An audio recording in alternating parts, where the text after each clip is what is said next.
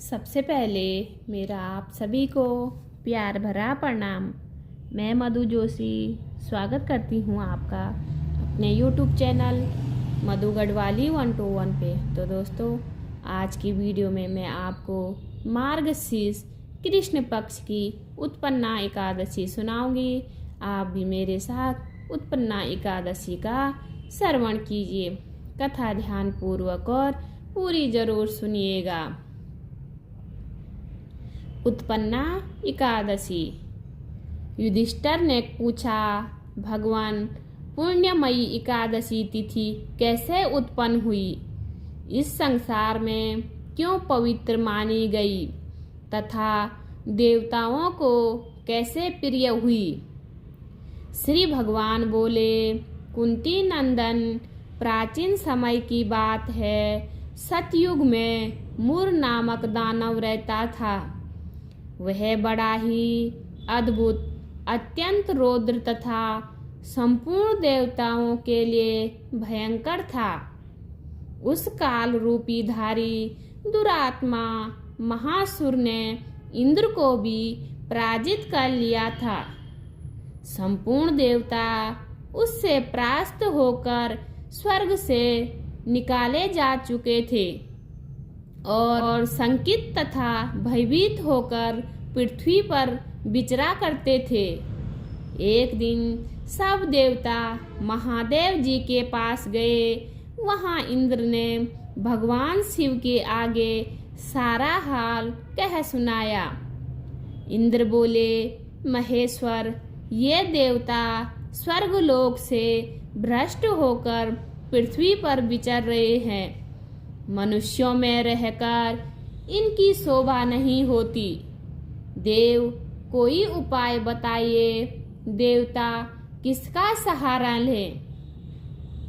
महादेव जी ने कहा, देवराज, जहाँ सबको शरण देने वाले, सबकी रक्षा में तत्पर रहने वाले, जगत के स्वामी भगवान गरुड़ ध्वज विराजमान है, वहाँ जाओ। वे तुम लोगों की रक्षा करेंगे।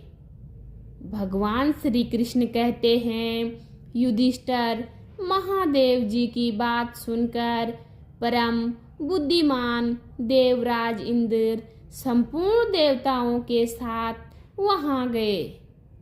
भगवान गदाधर क्षीर सागर के जल में सो रहे थे। उनका दर्शन करके इंद्र ने हाथ जोड़कर स्तुति प्रारंभ की। इंद्र बोले, देव देवेश्वर, आपको नमस्कार है। देवता और दानव दोनों ही आपकी वंदना करते हैं। पुंडरीकाक्ष, आप दैत्यों के शत्रु हैं। मधुसूदन, हम लोगों की रक्षा कीजिए। जगन्नाथ, संपूर्ण देवता मूर नामक दानव से भयभीत होकर आपकी शरण में आए हैं। भक्त वत्सल्य, हमें बचाइए। देव देवेश्वर, हमें बचाइए। जनार्दन, हमारी रक्षा कीजिए। दानवों का विनाश करने वाले कमल नयन, हमारी रक्षा कीजिए। प्रभु, हम सब लोग आपके समीप आए हैं। आपके शरण में आ पड़े हैं। भगवान शरण में आए हुए देवताओं की सहायता कीजिए। देव, आप ही पति, आप ही मति, आप ही कर्ता और आप ही कारण है। आप ही सब लोगों की माता और आप ही इस जगत के पिता हैं। भगवान देव देवेश्वर, शरणागत वत्सल्य देवता भयभीत होकर आपकी शरण में आए हैं। प्रभु, अत्यंत उग्र स्वभाव वाले महाबली मूर नामक दैत्य ने संपूर्ण देवताओं को जीतकर इन्हें स्वर्ग से निकाल दिया है। इंद्र की बात सुनकर भगवान विष्णु बोले, देवराज, वह दानव कैसा है? उसका रूप और बल कैसा है तथा उस दुष्ट के रहने का स्थान कहाँ है? इंद्र बोले, देवेश्वर, पूर्व काल में ब्रह्मा जी के वंश में तालजंग नामक एक महान असुर उत्पन्न हुआ था, जो अत्यंत भयंकर था।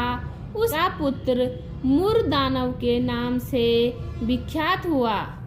वह भी अत्यंत उत्कट, महापराक्रमी और देवताओं के लिए भयंकर है। चंद्रावती नाम से प्रसिद्ध एक नगरी है, उसी में स्थान बनाकर वह निवास करता है। उस दैत्य ने समस्त देवताओं को परास्त करके स्वर्गलोक से बाहर कर दिया है। उस इंद्र ने एक दूसरे ही इंद्र को स्वर्गलोक के सिंहासन पर बैठाया है। अग्नि, चंद्रमा, सूर्य, वायु तथा वरुण भी उसने दूसरे ही बनाए हैं। जनार्दन, मैं सच्ची बात बता रहा हूँ, उसने सब कोई दूसरे ही कर लिए हैं। देवताओं को तो उसने प्रत्येक स्थान से वंचित कर दिया है। इंद्र का कथन सुनकर भगवान जनार्दन को बड़ा क्रोध हुआ। वे देवताओं को साथ लेकर चंद्रावतीपुरी में गए। देवताओं ने देखा दैत्यराज बारंबार गर्जना कर रहा है। उससे परास्त होकर संपूर्ण देवता दसों दिशाओं में भाग गए। अब वह दानव भगवान विष्णु को देखकर बोला, खड़ा रह, खड़ा रह। उसकी ललकार सुनकर भगवान के नेत्र क्रोध से लाल हो गए। वे बोले, अरे दुराचारी दानव, मेरी इन भुजाओं को देख।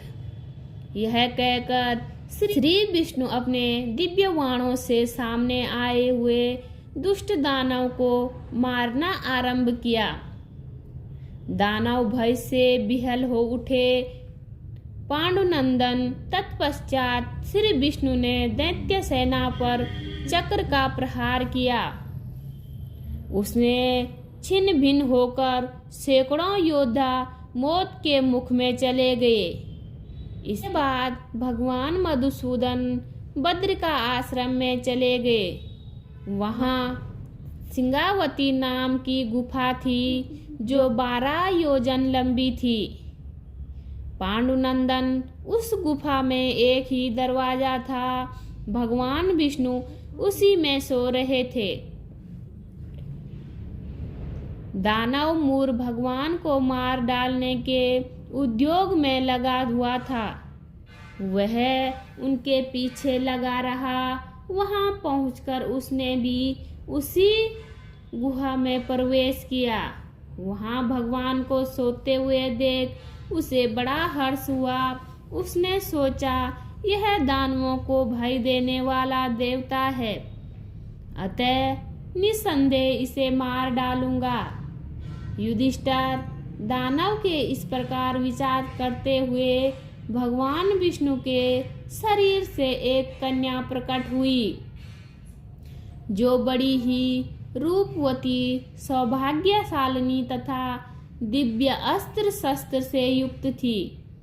वह भगवान के तेज के अंश से उत्पन्न हुई थी। उसका बल और पराक्रम महान था। युधिष्ठिर दानवराज मूर ने उस कन्या को देखा। कन्या ने युद्ध का विचार करके दानव के साथ युद्ध के लिए याचना की। युद्ध छिड़ गया। कन्या सब प्रकार की युद्ध कलाओं में निपुण थी। वह मूर नामक महान असुर उसके हुंकार मात्र से राख का ढेर हो गया। दानव के मारे जाने पर भगवान जाग उठे।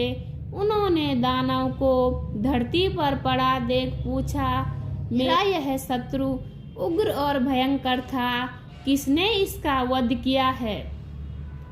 कन्या बोली, स्वामिन, आपके ही प्रसाद से मैंने इस महादैत्य का वध किया है। श्री भगवान ने कहा, कल्याणी, तुम्हारे इस कर्म से तीनों लोकों के मुनि और देवता आनंदित हुए हैं। अतः तुम्हारे मन में जैसी रुचि हो उसके अनुसार मुझसे कोई वर मांगो। देव दुर्लभ होने पर भी वह वर मैं तुम्हें दूंगा, इसमें तनिक भी संदेह नहीं है। वह कन्या साक्षात एकादशी ही थी। उसने कहा, प्रभु, यदि आप प्रसन्न हैं तो मैं आपकी कृपा से सब तीर्थों में प्रधान, समस्त विघ्नों का नाश करने वाली तथा सब प्रकार की सिद्धि देने वाली देवी होंगी। जनार्दन, जो लोग आप में भक्ति रखते हुए मेरे दिन को उपवास करेंगे उन्हें सब प्रकार की सिद्धि प्राप्त हो। माधव, जो लोग उपवास, नक्त अथवा एक भुक्त करके मेरे व्रत का पालन करें उन्हें आप धन, धर्म और मोक्ष प्रदान कीजिए।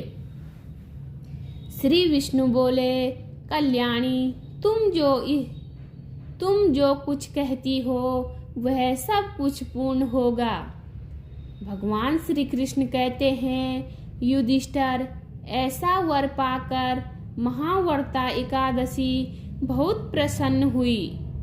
दोनों पक्षों की एकादशी समान रूप से कल्याण करने वाली है। इसमें शुक्ल और कृष्ण का भेद नहीं करना चाहिए।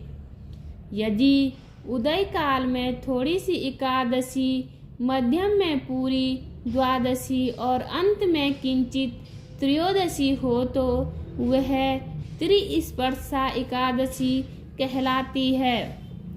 वह भगवान को बहुत प्रिय है।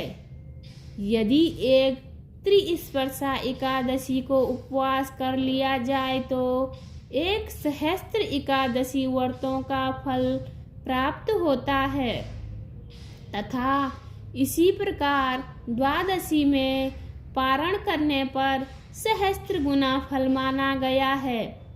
अष्टमी, एकादशी, षष्ठी, तृतीया और चतुर्दशी से ये यदि पूर्व तिथि से विद हो तो उनमें व्रत नहीं करना चाहिए। परिवर्तनी तिथि से युक्त होने पर ही इनमें उपवास का विधान है। पहले दिन में और रात में भी एकादशी तथा दूसरे दिन केवल प्रातः काल एक दंड एकादशी रहे तो पहली तिथि का परित्याग करके दूसरे दिन की द्वादशी युक्त एकादशी को ही उपवास करना चाहिए। यह विधि मैंने दोनों पक्षों की एकादशी के लिए बताई है। जो मनुष्य एकादशी को उपवास करता है वह वैकुंठ धाम में, जहाँ साक्षात भगवान गरुड़ ध्वज विराजमान है, जाता है।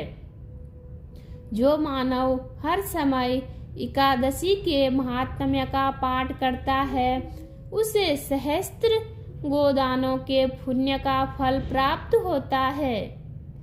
जो दिन या रात में भक्ति पूर्वक इस महात्म्य का श्रवण करते हैं वे निसंदेह ब्रह्म हत्या आदि पापों से मुक्त हो जाते हैं। एकादशी के समान पापनाशक व्रत दूसरा कोई नहीं है। बोलिए विष्णु भगवान की जय। उम्मीद करती हूँ आपको वीडियो पसंद आई होगी। वीडियो पसंद आए तो वीडियो पे लाइक कीजिए, कमेंट कीजिए, अपने दोस्तों के साथ शेयर कीजिए। चैनल पे नए हो तो सब्सक्राइब ज़रूर कीजिए। मैं मधु जोशी मिलती हूँ आपको अगली कथा में। तब तक के लिए बाय बाय, धन्यवाद।